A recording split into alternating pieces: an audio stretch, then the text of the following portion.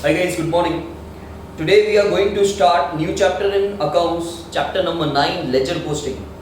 See guys, this is also one of the most important chapter of the accounts, that is a ledger posting. Journal के बाद guys वैसे तो सारे के सारे आपके चैप्टर्स इंपॉर्टेंट ही हैं, सारा का सारा बेस है, लेकिन जर्नल के बाद अगर सबसे ज्यादा इंपॉर्टेंट चैप्टर है गाइस तो ये है ledger posting. Now what is ledger posting guys? See in a business हर दिन हम बहुत सारे ट्रांजैक्शंस करते हैं.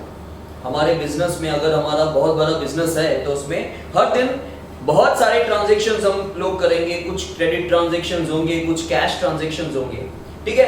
अब गाइस जो भी ट्रांजैक्शंस होते हैं वो या तो वो ट्रांजैक्शंस हम लोग जर्नल में रिकॉर्ड करते हैं, या फिर जर्नल अगर हम नहीं बनाते हैं, हमारे बिजनेस में अगर रेपिटेटिव नेचर के ट्रांजैक्शंस हैं, मतलब बार बार अगर एक जैसे ट्रांजैक्शंस रिपीट होते रहते हैं तो हम लोग सब्सिडियरी बुक्स बनाते हैं.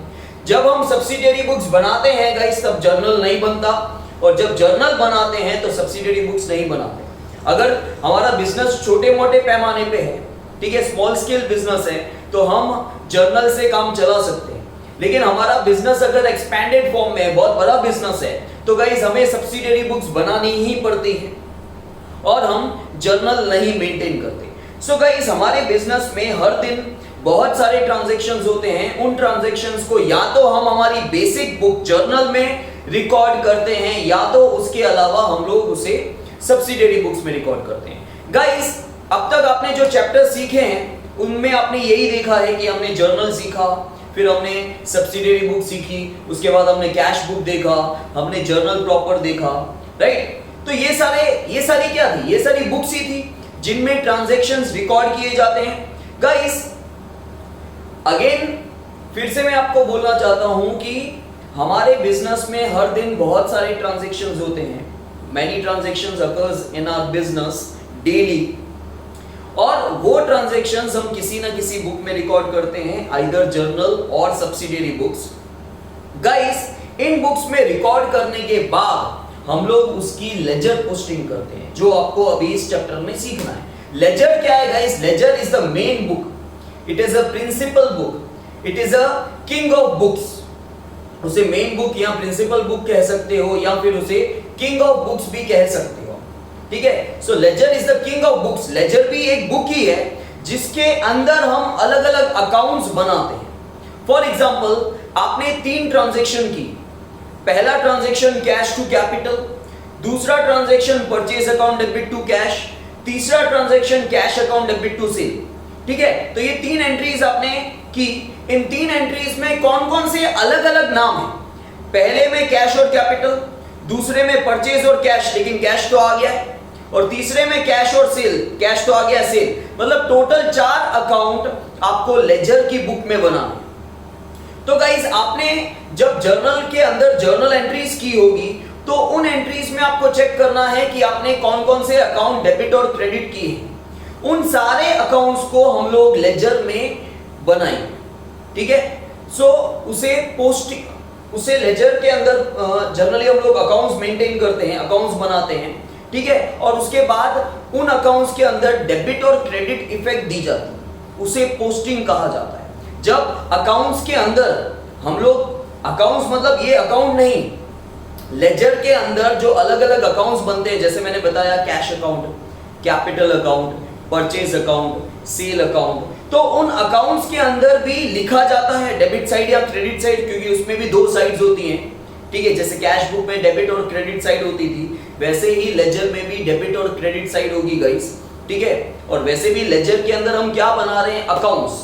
और अकाउंट्स तभी ही बोला जाता है किसी को भी जब उसमें 2 साइड्स हो, क्योंकि अकाउंट्स में हमेशा 2 साइड होती है. The left hand side is the debit side and the right hand side is the credit side, okay. तो गाइस लेजर के अंदर अलग अलग अकाउंट्स बनाए जाते हैं. उन अकाउंट्स के अंदर जब हम डेबिट या क्रेडिट साइड जो भी इफेक्ट लिखते हैं उसे कहा जाता है पोस्टिंग, ओके. सो गाइस हम लोग जनरली पोस्टिंग जो करते हैं वो एक प्रोसेस है, ठीक है, डेबिट और क्रेडिट इफेक्ट्स देने का. और ये जो डेबिट और क्रेडिट इफेक्ट्स हम लोग देते हैं वो जनरली हम लोग कहां से रिकॉर्ड करते हैं? फ्रॉम द जर्नल और सब्सिडियरी बुक्स, ओके.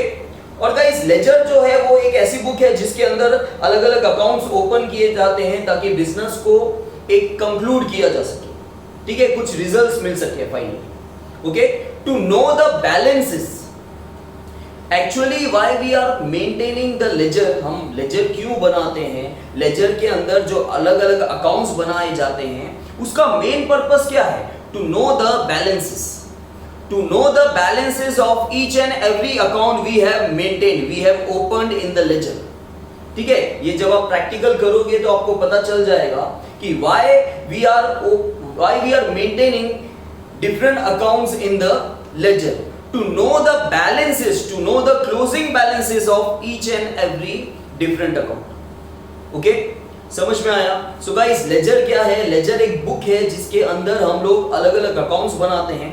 कौन से अकाउंट्स बनाते हैं ये डिपेंड होता है कि हमारे जर्नल या सब्सिडियरी बुक्स में अकाउंट्स के कितने अलग अलग नाम हैं, ठीक है। तो सपोज हमने जर्नल बनाया तो जर्नल के अंदर कितनी एंट्री पास की, एंट्रीज में कौन कौन से अलग अलग अकाउंट्स हैं, वो सारे अकाउंट्स हम लेजर में ओपन करेंगे, उसमें डेबिट या क्रेडिट इफेक्ट्स देंगे, ठीक है, और बैलेंसेस फाइंड आउट करेंगे।